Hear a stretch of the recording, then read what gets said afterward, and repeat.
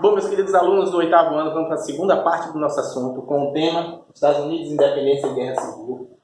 Eu parei no tópico 2, certo? E no subtópico Guerra de Independência.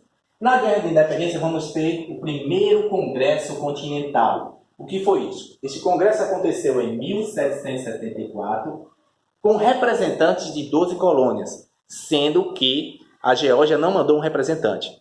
Qual era o objetivo desse congresso, desse primeiro congresso? O objetivo era discutir a questão dos abusos de impostos feitos pela metrópole, como também discutir reformas políticas, certo? Esse primeiro congresso ele não tinha uma característica de ruptura com a Inglaterra. Apenas eles queriam reformular a questão política, que era ditada pela Inglaterra. Os ingleses não vão aceitar as exigências dos colonos e vão mandar tropas britânicas, juntamente com apoio de legalistas, para lutar contra grupos de patriotas. E aí vai ocorrer um segundo congresso, o segundo Congresso Continental. Já o segundo Congresso Continental tinha uma outra ideologia. Enquanto o primeiro congresso não tinha característica de ruptura com a Inglaterra, o segundo vai ter a ideologia de independência, ou seja, de se separar da metrópole e criar um país independente.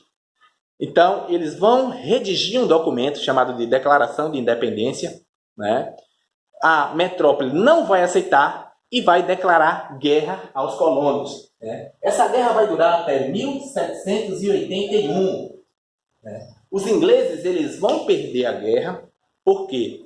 Porque os colonos eles vão ter apoio de países que tinham rivalidades com a Inglaterra, como Holanda, França e Espanha. E aí os ingleses perdem a guerra e são obrigados a assinar o Tratado de Paz de 1783. Isso aí foi o processo de independência dos Estados Unidos, que teve o apoio de nações que, de certa forma, eram rivais da Inglaterra, certo? Após o seu processo de independência, os Estados Unidos ele vai criar uma Constituição, ou seja, a construção da Constituição dos Estados Unidos. Ela vai ser construída em 1787. Essa construção da Constituição ela vai estar pautada em ideais iluministas, ou seja, na Constituição vai determinar que o poder provinha do povo. Por isso que vai ser criada uma república democrática. Além disso, vai ser baseada nas ideias de Montesquieu, ou seja, a divisão do Estado em 3 poderes: o poder legislativo, executivo e judiciário. Além disso, na Constituição, vai ser assegurada os direitos dos cidadãos, os direitos políticos e os direitos civis. Direitos de liberdade de expressão, direitos de participação política e direitos de liberdade religiosa, certo? Vamos falar agora aqui do tópico 3, os Estados Unidos após a independência. Após a independência, os Estados Unidos ele vai promover a expansão territorial com o domínio de novas áreas. Então, esse domínio de novas áreas vai estar relacionado à chamada marcha para o oeste. Então, os Estados Unidos vão adotar uma política expansionista após a sua independência. Até então, antes de sua independência, os Estados Unidos eles ficavam numa estreita faixa de terra na costa do Atlântico. Vocês vão ver que depois da sua política expansionista, os Estados Unidos vai cobrir uma área da costa do Atlântico até a costa do Pacífico, certo? E uma das primeiras expansões é essa questão do domínio de novas áreas, que é a marcha para o oeste, onde eles vão expulsar indígenas e ocupar essas terras. Depois vamos ter a chamada da Doutrina do Destino Manifesto.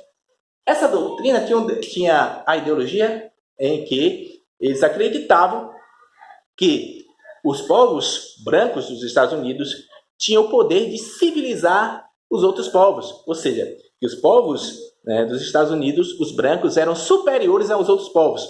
Era uma tentativa de adotar uma política de expansão, dominar não só a América do Norte, mas todo o continente, ou seja, todo o mundo, certo? Depois vamos ter a questão da industrialização. A industrialização vai ser favorecida devido à descoberta de ouro na Califórnia, na região da Califórnia, em 1848. Então, com a descoberta de ouro em 1848, os Estados Unidos, principalmente os estados do norte, eles vão modernizar, vão aumentar a sua industrialização, vão avançar na industrialização. Diferente do sul, das colônias do sul, né, que vão continuar agroexportadoras, certo? Para finalizar, vamos para o tópico 4, onde vamos falar da Guerra Civil Americana. Guerra Civil Americana vai ser o conflito entre, né, os estados do Norte e do Sul. Por quê? O advogado Abraham Lincoln ele vai ser presidente, né, eleito presidente em 1861, né, em 1861, com apoio dos estados do Norte. Abraham Lincoln ele vai adotar uma política de mudança, né, uma transformação política e uma tentativa de acabar com a escravidão, certo? Mas só que os estados do Sul utilizavam essa mão de obra escrava. Então eles não estavam de acordo com a ideia do presidente Abraham Lincoln de abolir a escravidão. Então, qual vai ser a saída dos 11 estados do Sul? Criar, né, uma confederação para tentar fragmentar, né, os Estados Unidos. Isso vai gerar a chamada Guerra de Secessão.